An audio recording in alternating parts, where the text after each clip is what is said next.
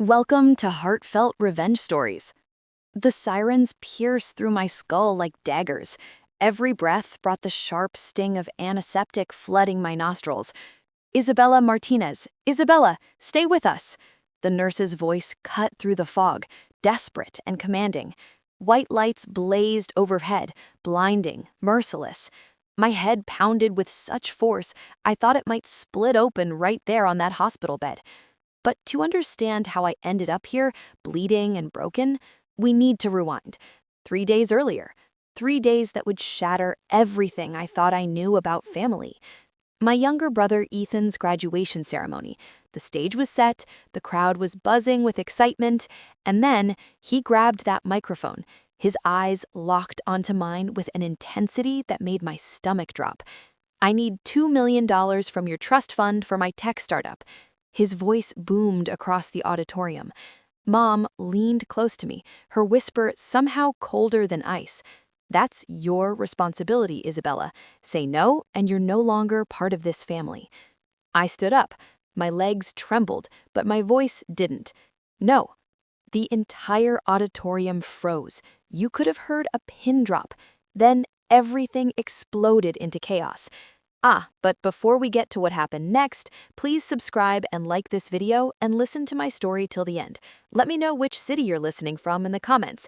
That way I can see how far my story has traveled. Because what I'm about to tell you, it might sound impossible, but every word is true. Now, pain has me pinned to this hospital bed like a butterfly under glass. A shadow appears at the foot of the bed, tall, wearing an expensive suit that probably costs more than most people make in a month. Miss Martinez, the man says, his voice low and measured. Your grandmother left you more than just money. It's time you knew everything. If you've ever been treated like a family ATM, praised when you give but punished when you stop, hit that like button and drop your story in the comments below. Trust me, you're not the only one who finally said no. 3 days earlier, I still believed family was forever. I grew up in Miami, Florida, where the ocean sparkles like liquid diamonds, and the boutique hotel my father owned became the center of our entire universe. At just 13 years old, I started working the front desk after school. Guests would roll in with their designer luggage and exhausted smiles. I'd check passports, assign rooms with the best ocean views, fix double bookings before the managers even noticed there was a problem. I became invisible but essential, like the gears inside a watch that nobody sees, but without them, nothing works. Dad, Richard Martinez, watched me once through the lobby security camera. I didn't know it at the time, but he called the head concierge afterward. Isabella is reliable, he said. I heard it over the intercom by accident. That counted as love in our house. That was the closest thing to I'm proud of you I would ever get. The lobby always smelled like coconut sunscreen mixed with the sharp scent of lemon polish. I wore a navy blazer that was 2 sizes too big, sleeves rolled up to my elbows like I was playing dress-up. Tourists would ask for extra towels, and I'd sprint to housekeeping, nearly tripping over my own feet. A honeymoon couple once argued loudly over a missing reservation, and I upgraded them to a suite with complimentary champagne before they could storm out. Dad gave me a thumbs up from his office window. No smile, no words, just that thumb. But in his language, it meant the system worked. It meant I had value. By 16, I'd saved $11,000. Every single dollar earned from tips, birthday money, weekend shifts at the pool bar where drunk tourists tipped way too much. I kept it all in a shoebox under my bed, had this whole plan mapped out. A used Honda for college, freedom, independence, my own life. Then Ethan turned 16, and he wanted a cherry red Corvette to cruise down Ocean Drive. Mom, Patricia Martinez, pulled me into the resort office one afternoon. Sunlight streamed through the blinds, creating prison bar shadows across her face. Your brother needs confidence, she explained, like she was talking about buying him a confidence pill at the pharmacy. A car builds a young man's self-esteem. Family invests in family, Isabella. She slid the shoebox across the desk. My shoebox, my money, my dreams. I watched Ethan peel out that evening, engine roaring, exhaust popping like fireworks. He waved once through the open window. didn't even say thank you. The Corvette became his identity. He parked it sideways across 2 employee parking spots, keys dangling from his fingers like a trophy. Guests would ask if that beautiful red car belonged to the owner's son. Staff always confirmed with pride in their voices. And me? I rode my bike to school, chain rattling, helmet borrowed from the hotel lost and found. Drop a heart in the comments if you've ever sacrificed something precious for a family member who never even said thank you. At 19, I juggled 2 jobs like a circus performer. Dawn shifts pouring lattes at the resort cafe, making heart shapes in foam for tourists who wouldn't remember my face 5 minutes later. Evenings drilling algebra and biology into high school students whose parents paid me $30 an hour. Every single dollar funneled into a joint checking account that Mom reviewed monthly like a detective looking for clues. Ethan's acceptance letter to the University of Southern California arrived with a price tag that made my head spin: $62,000 for just the first year. Dad looked up from his breakfast eggs, fork paused midair. "You're already earning good money," he said, like it was the most obvious thing in the world. "Cover the first semester. Big sister responsibility, Isabella." I transferred the funds before his classes even started. Ethan posted beach photos on social media, tagged USC Life, palm trees, and pretty girls. I pulled double shifts just to keep my community college enrollment active. Philosophy 101 at midnight after scrubbing toilets felt like a special kind of torture. Sophomore year, Ethan joined the most expensive fraternity on campus. The dues alone hit $7,000. I cleaned guest rooms until 3 in the morning, vacuuming sand from between couch cushions, folding towels into swans that guests would mess up within 5 minutes. Mom called it temporary sacrifice for family success. Dad called it being a team player. I called the bank to confirm wire transfers and cried in my car afterward. Fraternity formals required designer tux rentals, spring break trips to Cabo San Lucas. I restocked minibars until dawn, hands cracked and bleeding from industrial cleaning chemicals. Ethan sent postcards, all sunshine and cocktails and beautiful people. Mom framed one in the lobby foyer. "Our scholar abroad," the caption read in her perfect cursive handwriting. Nobody mentioned who paid for the abroad part. At 22, Ethan pitched his luxury travel booking app in a business entrepreneurship class. Professors raved about his innovation. Dad hosted an investor dinner on the hotel rooftop, candlelight flickering off crystal champagne flutes that cost $40 each. Ethan demonstrated wireframes on a projector screen, talking about seamless luxury experiences and disrupting the hospitality industry. Applause rippled through the crowd like a wave. Mom beamed with tears in her eyes. "Our boy, the visionary," she announced to everyone. Dad raised his glass high, "To the next Martinez empire." I cleared plates between courses, invisible in my server uniform. Later, Dad cornered me by the industrial ice machine in the kitchen. The cold air made my breath visible. "The prototype needs better servers and a development team," he said flatly. "Your remaining $16,000 closes the budget gap." I logged into mobile banking right there, fluorescent lights humming overhead like angry bees. Transfer complete. Ethan high-fived an investor. My name was never mentioned, not once. The $16,000 vanished into cloud storage fees and UI designers with fancy portfolios. Ethan's GitHub filled with code commits. Dad installed a giant monitor in the hotel lobby to display live app metrics. Guests stopped to watch the numbers climb. Staff whispered about early IPO dreams and early retirement. I ate ramen noodles in the staff break room and wondered when it would be my turn. 24 brought Ethan's summer internship in Silicon Valley. Flights, corporate housing, networking events with venture capitalists, another $23,000.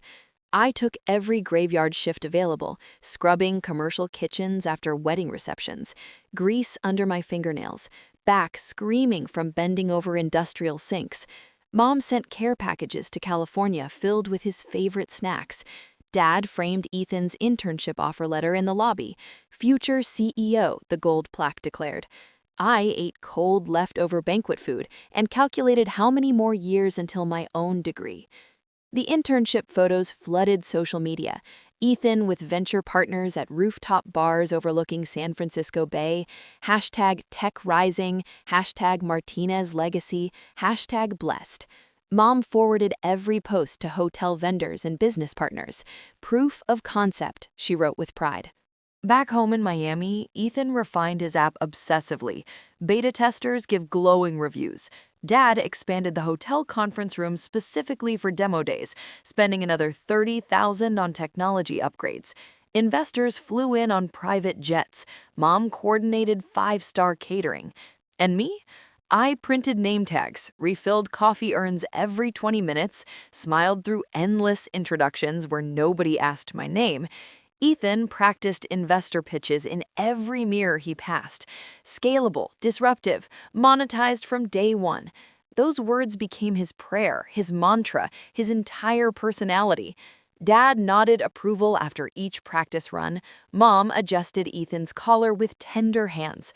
"You're the face of tomorrow, sweetheart," she whispered like she was blessing a king. Between setup sessions, I'd overhear boardroom conversations through the walls. Seed round at $3 million valuation. Ethan leads product development and vision. My role? Keep the coffee hot, keep the pastries fresh, keep quiet. The pattern had locked into place years earlier without me even realizing it. Praise for Ethan's ideas, silence for my execution, money flowing in one direction only. Out of my accounts, never back in. I stood on the beach one morning at dawn, waves lapping at my ankles like they were trying to wake me up. The hotel loomed behind me, lights still blazing from overnight cleaning shifts. And that's when the truth hit me like a physical blow. Oh, they didn't see me as a daughter. They didn't see me as a sister. They saw me as an ATM with a factory set combination. Deposits forbidden, withdrawals expected and demanded, no PIN required, just the magic word, family obligation. The realization settled into my bones, heavy and cold. Every shift, every transfer, every compliment aimed at Ethan had trained me for exactly this role. Reliable Isabella, practical Isabella, the one who gives without counting, without complaining, without ever saying no. Dad scheduled family photos for a new hotel brochure. Ethan stood center frame, arms spread wide like he owned the world. Mom and Dad flanked him, all perfect smiles and expensive clothes. I stood slightly behind them, holding a clipboard. The photographer squinted through his lens. "Miss Martinez, can you step aside? Just need the family core for balance." "She handles operations," Dad explained dismissively. I smiled for the camera. Inside, something was breaking. Comment ATM if your family ever made you feel like nothing more than a walking wallet. Let me know I'm not alone. Ethan's app hit campus app stores across the country. Downloads spiked. Dad ordered branded polo shirts, Martinez luxury travel embroidered across the chest. Staff wore them with pride during their shifts. I folded laundry in the basement, steam fogging up my glasses until I couldn't see my own hands. Mom planned an elaborate launch party. Invitations went to everyone who mattered: Chamber of Commerce members, city council representatives, yacht club elites. Budget $38,000. Catered lobster, open premium bar, live jazz band, ice sculptures. I balanced the invoice against payroll and utilities. Worth the investment, Mom declared. This is about visibility and connections. I nodded. Visibility for whom? The party night arrived like a scene from a movie. String lights draped between palm trees. The live band played smooth jazz under the stars. Ethan worked the crowd like a politician, demo tablet in hand, charm dialed up to maximum. Investors clustered around him. Dad introduced him to everyone as the innovator who's changing everything. Mom circulated with champagne, her laugh practiced and perfect. I refilled ice buckets, wiped up spills, directed valets to parking spaces. A venture partner asked Dad about equity distribution. "Family enterprise," Dad replied smoothly. "All in the bloodline." I carried bags of trash to the dock afterward. The ocean swallowed the reflections of all that celebration. My phone showed zero balance alerts. Again. Ethan found me later, standing alone by the water. Sis, the numbers look incredible. Pre-seed round closes next week. He clapped my shoulder like we were old buddies. Your support got us here, you know. Couldn't have done this without you. Support. The word tasted like battery acid in my mouth. I returned to the party. Guests toasted Ethan's brilliant future. Nobody noticed the sister in the stained server apron picking up their empty glasses. The ATM analogy crystallized in my mind with perfect, painful clarity. Locked until age 28, withdrawals on demand, no interest earned, no gratitude expected, no questions ever asked. I wiped down tables, stacked chairs that cost more than my monthly rent. The band packed up their instruments. Dad counted RSVPs for the next networking phase. Mom photographed Ethan with the mayor, both of them grinning like they'd just won the lottery. I slipped away to the employee locker room. Fluorescent lights buzzed overhead like angry insects. My reflection stared back at me from the scratched mirror. Tired eyes, faded hotel logo on my shirt. 27 years old and nothing to show for it except receipts for someone else's dreams. The lock was waiting. The combination belonged to me alone, but I didn't know that yet. 1 week before Ethan's graduation, my phone buzzed on the nightstand at 2 in the morning. Wellington Law Associates flashed on the screen. I locked my bedroom door and opened the message, hands shaking. Formal letterhead filled the display, intimidating and official. Dear Miss Isabella Martinez, the Catherine Martinez Revocable Trust activates upon your 28th birthday. Current valuation, $106 million. I dropped the phone, picked it up again, read it 3 more times. Origin, 1987, hospitality management software, global patents, perpetual licensing, compounded royalties, strategic equity holdings. My grandmother, my Grandma Catherine. Reason for designation, Catherine Martinez specified in her 2016 codicil that the principal beneficiary must be the first female descendant to demonstrate sustained financial independence without family subsidy for a minimum of 5 consecutive years. My breath caught in my throat. Isabella Martinez met this criterion at age 23, having self-funded community college and living expenses for 6 consecutive years while employed at Martinez Grand Hotel. Enclosed trust summary, codicil excerpt, independence audit, contact information. I scrolled frantically, Grandma's handwriting scanned in fading blue ink. Isabella works the front desk at 13, saves every tip, never asks for allowance or handouts. She is the builder, not the spender. The borrower. The money is hers alone at 28. No co-trustees, no family overrides. She earned this through character, not birthright. Oh, tears blurred my vision. The attachment loaded slowly. Spreadsheets showing decades of dividends, reinvested gains, tax strategies I didn't understand. Grandma Catherine had pioneered digital reservation systems for budget hotel chains back in 1987. She'd licensed the software code, retained perpetual royalties. The fortune had compounded silently while I wiped down counters and scrubbed toilets. A knock rattled my door. Mom's voice, sharp and impatient. Isabella, dining room, family meeting, now. Find out what happens when Isabella's family discovers she's about to inherit over $100 million and why they're willing to destroy her to get it. Don't go anywhere. I descended the stairs slowly, each step feeling like walking toward my own execution. The oak dining table was set for 4. Dad stood at the head, a manila folder centered in front of him like evidence. Mom placed printouts beside water glasses with mathematical precision. Ethan scrolled through emails, feet propped rudely on an antique chair. Mom broke the heavy silence. The law firm sent us a duplicate notice.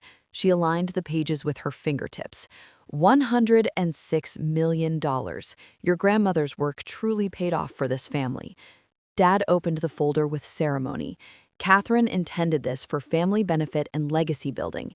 Ethan's platform extends her hospitality vision perfectly. It's what she would have wanted. I scanned the summary they'd received. My name topped every single page. Activation clause, age 28, just 6 months away. Codicil excerpt highlighted in bright yellow marker. Isabella demonstrates independence through sacrifice and perseverance. Ethan finally looked up from his phone. We need bridge capital for the official launch. Investors close their final round in 10 days. This trust money solves everything. Mom leaned forward, her voice dropping to that dangerous, sweet tone she used when she wanted something. Darling, you don't actually need all that money. You've managed perfectly well so far. Ethan's future requires scale and capital. This is about family legacy. Dad produced a single document from the folder, sliding it across the polished wood. Power of attorney. Sign this. We'll administer the trust until full maturity. It streamlines taxes and protects you from making emotional financial decisions. I read every line slowly. Irrevocable grant of authority. Full financial control to Richard Martinez and Patricia Martinez. Immediate effect upon signing. Distribution at sole discretion of appointed agents. My throat tightened until I could barely breathe. This gives you complete control before I ever access a single dollar. Family pools resources, Isabella, Dad said, his voice hard as concrete. You benefit long-term through Ethan's success. Ethan added with that charming smile, post-Series A, we'll structure equity shares for everyone. Your stake grows when the company grows. It's basic investment strategy. Mom's voice softened even more, which somehow made it worse. Denying help to your own brother divides this family. After everything we've given you, after all these years of support and opportunity, I slid the paper away from me like it was contaminated. I won't sign it. The codicil explicitly says no overrides. Dad's fist slammed onto the table. Glasses jumped, water sloshed. Excuse me? I won't sign. My words came out stronger than I felt. This is my inheritance. Grandma wanted me to have it. Just me. Ethan's laugh came out harsh and ugly. Legacy cash sitting in accounts earning nothing while I'm building something revolutionary? You're actually blocking progress over paperwork? Mom's whisper cut like a razor. Selfish, after absolutely everything we've sacrificed for you. Dad stood up slowly, his shadow falling over me. You enjoy certain privileges in this house, Isabella. Roof over your head, utilities, vehicle access, all family provided. I met his stare and didn't look away. I've paid the last 4 utility bills from cafe tips. Grandma's lawyers tracked every single receipt, every payment, every expense. Silence swallowed the entire room. A clock ticked somewhere in the hallway, counting down seconds that felt like hours. Dad pointed toward the stairs. Your room, now. Think very carefully about your answer. I climbed the stairs, legs shaking, locked the door behind me and leaned against it. The email glowed on my phone screen. $106 million, more than Dad's hotel generated in 3 years. The codicil phrase glowed in my mind.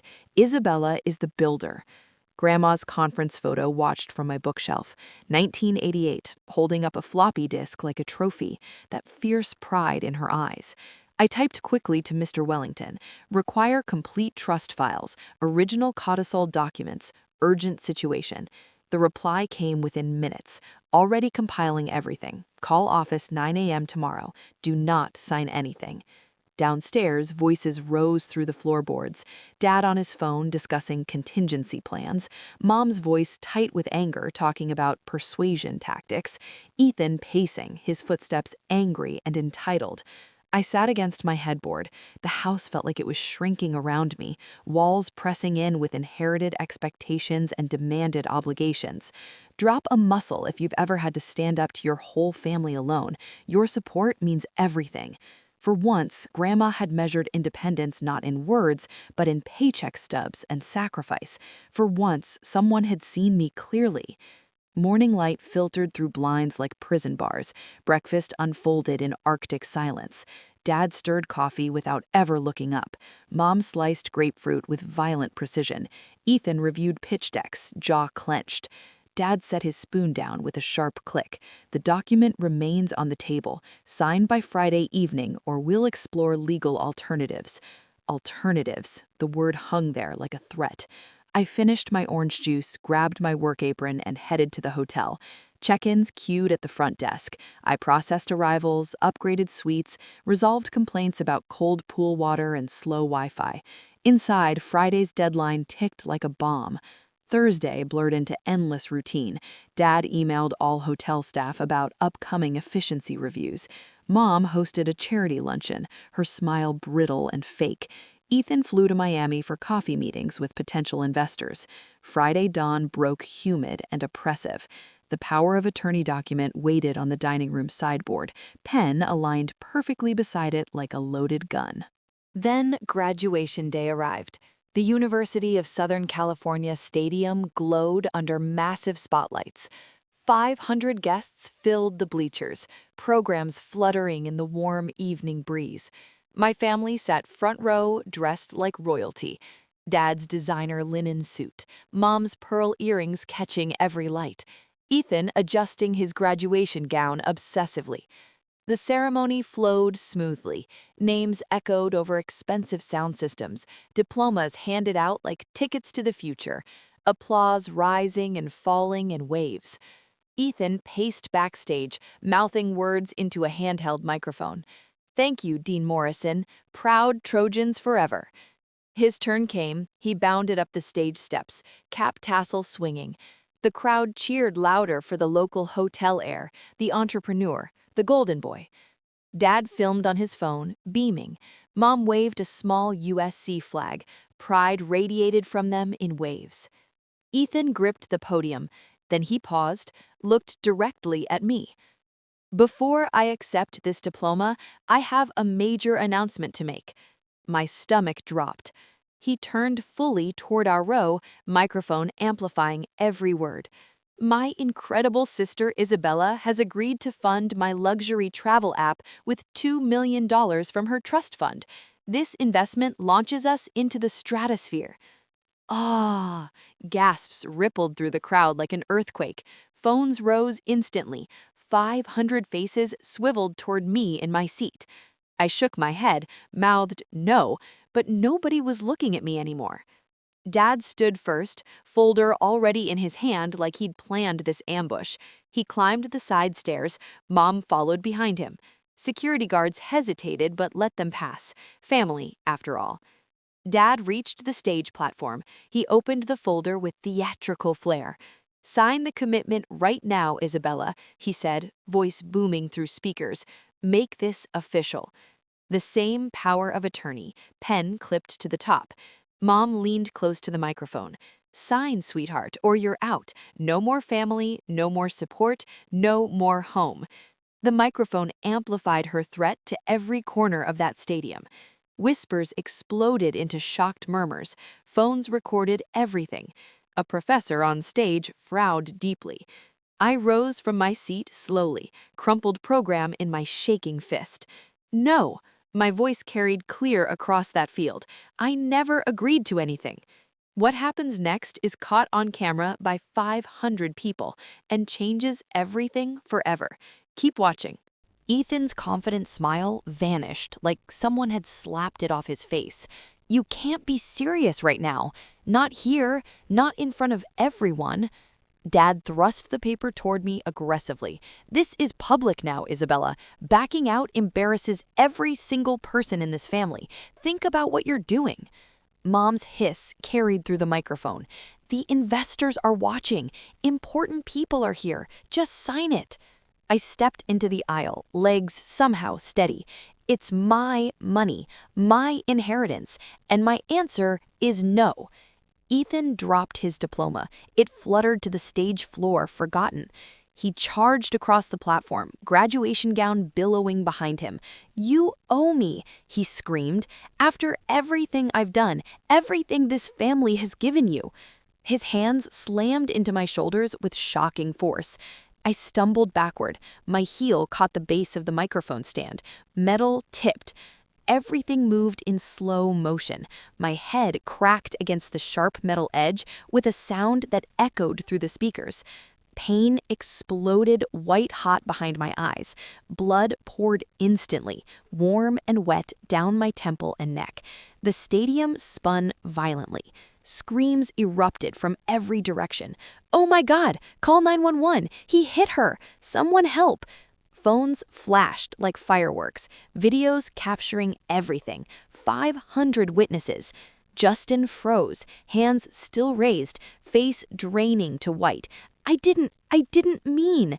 Dad grabbed his arm roughly. "Control yourself, now."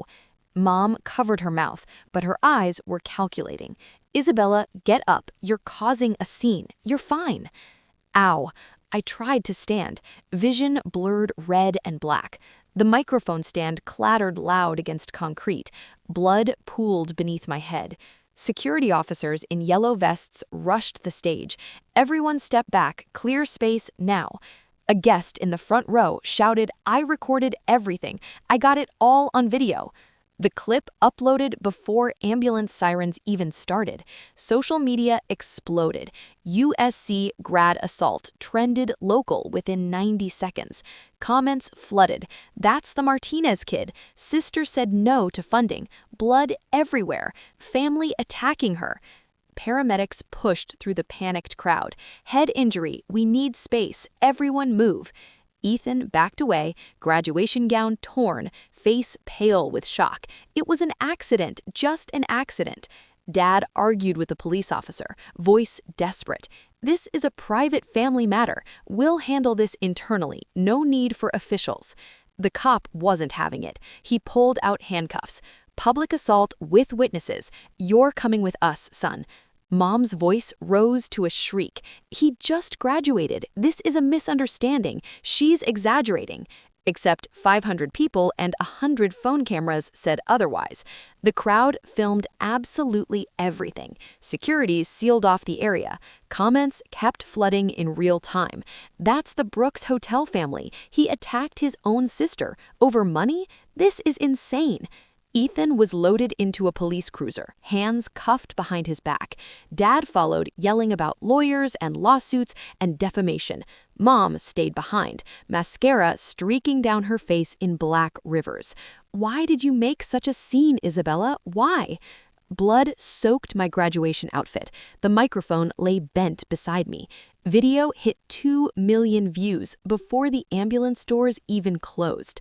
Comment, "Justice, if you think Isabella deserves to keep her inheritance. Let's show her some support." I woke under harsh emergency room lights, monitors beeping steady beside me.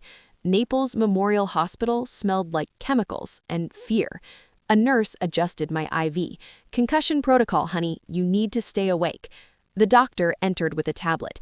"Isabella Martinez, head laceration requiring 15 stitches, moderate traumatic brain injury, 2 cracked ribs from impact on the stage floor. CT scan shows no bleeding, thank God. Observation required for 24 hours minimum." He signed the digital chart. "Pain medication every 4 hours. No screens, no stress." He glanced toward the hallway. "Your family's outside." Through the glass partition, I could see Dad pacing like a caged animal. Mom dabbed her eyes with tissues that looked too white, too perfect. Ethan? Probably still at the police station. A woman in a professional blazer pulled back the curtain. Her badge read Sarah Chen, MSW Patient Advocate. "Hi, Isabella. I handle safety planning and crisis intervention." She sat on a rolling stool. "What happened on that stage was assault, filmed assault. You don't have to protect anyone or minimize what happened." I shifted carefully. My ribs screamed protest. It escalated so fast. She nodded knowingly. "I've watched 3 different video angles already. Police report is filed. You have options here, including a restraining order against your brother." She slid a pamphlet across the bed table. "Resources if you need distance from your family. Shelter, counseling, legal aid." Dad knocked sharply on the glass. "We're coming in. She's our daughter." Sarah stood, blocking the doorway with surprising authority. "Patient decides visitor access, not family." I hesitated. My voice came out small. "Not yet, please. Not yet." She nodded and stepped outside. Voices rose in the hallway. Sarah returned 2 minutes later. "They've been asked to leave the floor. Hospital security is monitoring." Alone again, I reached for my phone. The screen was cracked but functional, battery dying. I dialed the number from the trust email with shaking fingers. Wellington Law Associates, how may I direct your call? Harold Wellington, for Isabella Martinez, emergency. Classical hold music played for eternal seconds. Then his voice, calm and steady and somehow safe. Miss Martinez, I saw the news coverage. I'm already en route. I started crying then. Real tears, the kind you can't stop. An hour later, the curtain parted. Mr. Wellington entered, silver hair perfectly styled, navy suit immaculate, black briefcase that probably cost more than a car. A nurse escorted him, clearly impressed by whatever credentials he'd shown. He set the briefcase on my tray table. Catherine prepared for exactly this scenario. He clicked the locks open with practiced ease. Folders emerged, thick with official seals and legal stamps. Complete trust copy, contingency clauses, fraud safeguards. Your grandmother was extraordinarily thorough. He opened one folder carefully. Catherine suspected potential mismanagement and coercion. She embedded multiple audit triggers throughout the trust structure. I leaned forward despite my screaming ribs. They want control now, before I turn 28, before I can access anything. He slid a document toward me. Anti-duress provision, page 47. Any transfer attempt under coercion automatically voids power of attorney, triggers immediate asset freeze and investigation. Another file emerged. Email chain, Catherine to me, dated May 2018. Quote, if Richard attempts early access or manipulation, release all evidence immediately. My pulse quickened despite the pain medication. Evidence of what? Mr. Wellington's expression hardened. Bank records, shell companies, 73% of software royalties diverted since 1992. He let that sink in. They've been stealing from your grandmother's legacy for over 3 decades. I couldn't breathe. What? Forged contracts, fake signatures. We have the originals. They can't touch what's legally yours, not without criminal charges. The weight that had crushed me for 27 years suddenly lifted. An invisible shield formed. For the first time in my entire life, someone stood between me and endless obligation. Dad's voice rose outside. She's our daughter. You can't keep us from our own child. Security's response came firm and final. Sir, lower your volume or leave the premises. Mr. Wellington stood.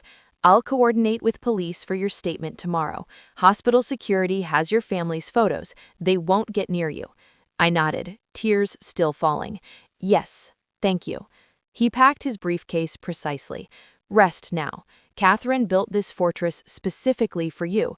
Every clause, every provision, every safeguard. She knew this day would come. The door clicked shut behind him. Monitors beeped softer. Sarah checked in one more time. The lawyer? Good choice. You're not alone anymore. Night shift dimmed the lights mercifully. Pain dulled under medication flowing through my IV. I stared at the briefcase outline in the darkness. Protected. The words settled warm into my chest. Safe. Finally safe. The legal battle that follows exposes decades of theft and manipulation, and Isabella's family loses absolutely everything. Stay tuned for the explosive conclusion. Morning brought terrible hospital food and even worse family drama. Dad tried to enter my room 3 separate times, denied each time by security, who took their job seriously. Mom left an enormous flower arrangement with a card that had no signature, just the words, "Please reconsider. Family needs family." I threw it in the trash. Sarah discharged me with careful instructions. Follow up with the neurologist next Tuesday. Wear this rib brace for 6 weeks minimum. No work for at least 3 weeks. No stress if at all possible. Ha ha, no stress. Right. Mr. Wellington waited in the hospital lobby, expensive car idling at the curb. Home or hotel? Hotel. The word came out fast. Definitely hotel. He nodded with understanding. Smart choice. The drive blurred past palm trees and luxury cars. On the seat between us lay the briefcase containing my entire future. For the first time in my life, family didn't automatically mean surrender. 3 weeks after discharge, a court notice arrived at my hotel room via certified mail. Collier County Courthouse, emergency guardianship hearing. Petitioner, Richard Martinez. I read the filing alone in that sterile hotel room. Isabella Martinez suffers from delusional disorder and paranoia, refuses reasonable family support, demonstrates clear incapacity to manage substantial finances. Medical attachments twisted the stage incident into evidence of mental instability. A psychological evaluation dated just 2 days after the assault claimed impaired judgment due to head trauma and pre-existing family relationship distortions. They were trying to have me declared mentally incompetent. Ugh. Mr. Wellington met me outside the courthouse marble steps. Counter strategy ready and devastating. He carried only a slim tablet today, no briefcase needed. Inside, the courtroom smelled of furniture polish and decades of legal battles. Judge Elena Ramirez presided, black robe, completely neutral expression. Richard sat with his attorney, some expensive shark named Marcus Klein, $3,000 suit pressed sharp as a knife. Patricia beside him, clutching her designer handbag like a shield. Ethan absent. Bail conditions barred any contact. The clerk's voice echoed. Case 2025 GU 1847, Emergency Guardianship Petition. Klein opened smooth and confident. Ms. Martinez rejected helping her brother's legitimate educational expenses and valid business venture. Her erratic post-injury behavior clearly requires oversight for both her safety and the estate's protection. He projected my medical records on the wall screen. Documented concussion, history of public outburst at graduation ceremony, refusal of entirely reasonable family financial requests. Mr. Wellington rose slowly. Objection. Counsel deliberately mischaracterizes voluntary contributions as legal obligations. Sustained, Judge Ramirez said. Choose words carefully, Mr. Klein. I took the witness stand, oath sworn on a Bible that felt heavy with the weight of truth. Klein questioned me like I was a criminal. You funded your brother's tuition, vehicle, and startup costs for years, correct? Yes, voluntarily. Yet you suddenly denied $1.5 million for launch capital. That demand crossed from request into financial coercion. He smirked like he'd caught me. Reasonable request for family legacy continuation, wouldn't you say? No, it was my inheritance, my choice, not an obligation. Mr. Wellington's turn came. He inserted a USB drive into the courtroom laptop with ceremony. Exhibit A, email from Catherine Martinez to Harold Wellington, dated March 15, 2018. Subject line, contingency release, urgent. The email filled the screen. Harold, if Richard diverts royalties or attempts early trust access, release all attached evidence immediately. Documentation of 1992 contract forgery included. Protect Isabella at any cost. She earned this through character. Gasps echoed through the courtroom. Richard shifted in his seat, knuckles white against the table edge. Next slide. Bank statements 1993 through present, 73% of hospitality software royalties routed to offshore entity, RM Holdings International. Annual average, $3.1 million. The numbers were staggering. Forensic analysis report followed, dense with technical language. Signature on royalty amendment dated 1992 does not match Catherine Martinez's known signature samples. Forgery probability, 99.2%. Richard's attorney objected loudly. Chain of custody, authentication protocols. Mr. Wellington produced sealed original documents, each one notarized. Filed with SEC in 1987, Catherine Martinez's original software licensing agreement, perpetual royalties, no amendments authorized. Judge Ramirez leaned forward, reading glasses sliding down her nose. Mr. Martinez, your response to these allegations of systematic diversion. Richard stood, voice shaking. Administrative restructuring. Catherine approved everything verbally. We have... No documentation exists, Mr. Wellington interrupted smoothly. Only the forged addendum. Another slide appeared. Shell company directors, Richard Martinez, Patricia Martinez. Dividend payouts perfectly matching hotel expansion loans, unreported to trust auditors for 33 years. Patricia whispered desperately, "This can't be happening. This can't be real." Klein tried recovery, voice less confident now. Even if financial irregularities exist, guardianship still protects the principal. Judge Ramirez cut him off cold. Petition claims incapacity. Evidence shows calculated refusal based on sound judgment, not delusion, counselor. Mr. Wellington closed his presentation. Trust document includes explicit anti-duress clause. Any coercion automatically voids power of attorney attempts. Asset freeze activated the moment this petition was filed. The judge reviewed documents in heavy silence. The clock on the wall ticked each second like a hammer blow. Guardianship petition denied with prejudice. The gavel banged sharp and final. Fraud investigation opened against Richard Martinez, referred immediately to State Attorney and IRS Criminal Division. Case adjourned. Richard's face drained completely of color. He gripped the table like it was the only thing keeping him upright. Patricia burst into desperate sobs, handbags spilling tissues across the floor. "Our reputation, everything we built, everything." The bailiff approached Richard. "Sir, remain seated until cleared by the court." Reporters in the gallery typed furiously, headlines forming in real time. Hotel heir accused of decades-long trust fraud. Mr. Wellington packed the USB drive carefully. "Your trust remains completely intact, assets frozen from their reach pending full federal audit."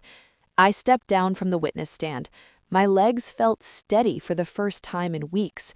The courtroom felt larger somehow, brighter.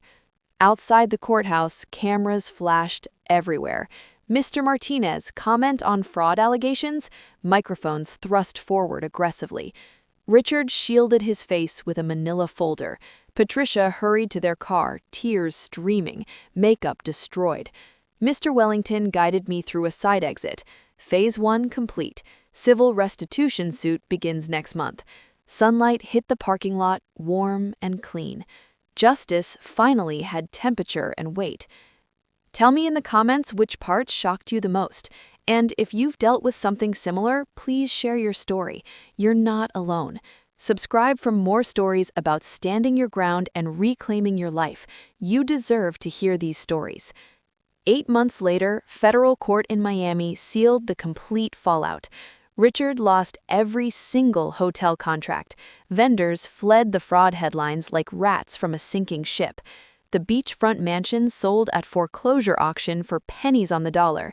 He took a job at a strip mall timeshare sales office, polyester tie choking him 40 hours a week.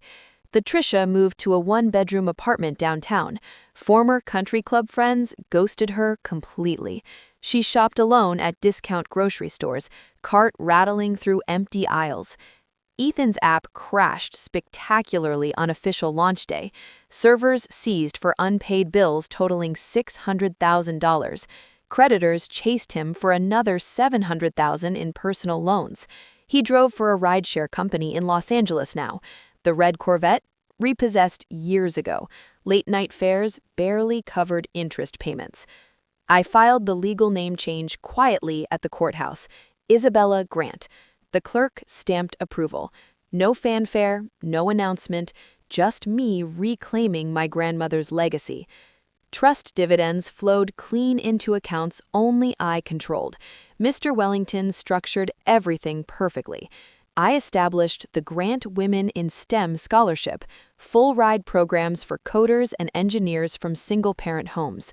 First cohort, 15 students, brand new laptops gleaming on orientation day. I visited campus for the launch event. Recipients shared their stories, late shifts studying, self-doubt, code that finally worked. One young woman clutched her acceptance letter with shaking hands, tears in her eyes. This changes absolutely everything for my family. I understood that feeling completely. Richard called once from the timeshare kiosk, voice small and desperate. I need a reference for a better position. I let voicemail fill with his entire message, then deleted it without listening to the end. Patricia sent a birthday card 6 months later. Return address showed the small apartment. Inside, one word handwritten in shaky letters. Sorry. I filed it away unread. Some apologies come too late. Ethan messaged through the rideshare app late one night, "Can we talk, please?" Blocked immediately. The scholarship expanded annually. The gala raised millions from tech companies and venture capitalists who actually understood legacy.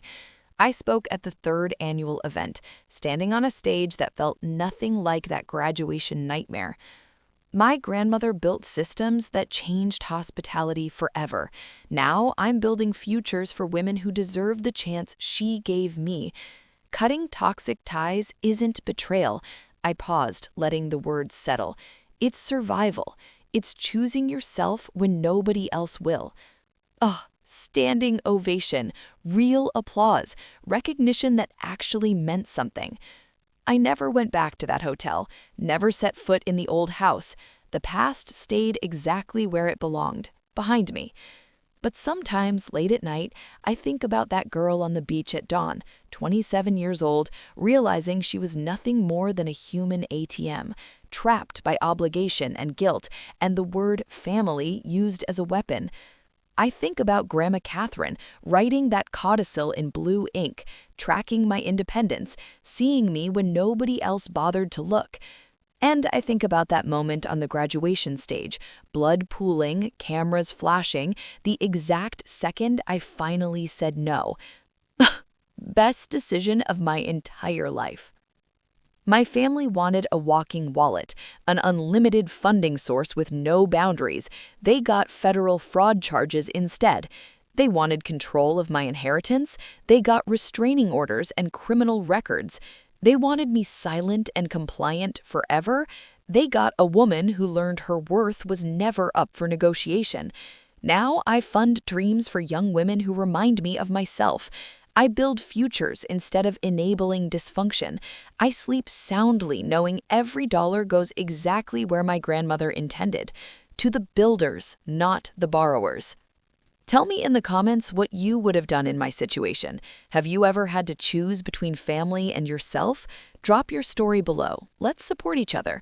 And if you're currently that person everyone expects to give and give and give until there's nothing left, please hear me clearly. Your worth isn't measured by what you sacrifice. Your value isn't calculated by how much you surrender.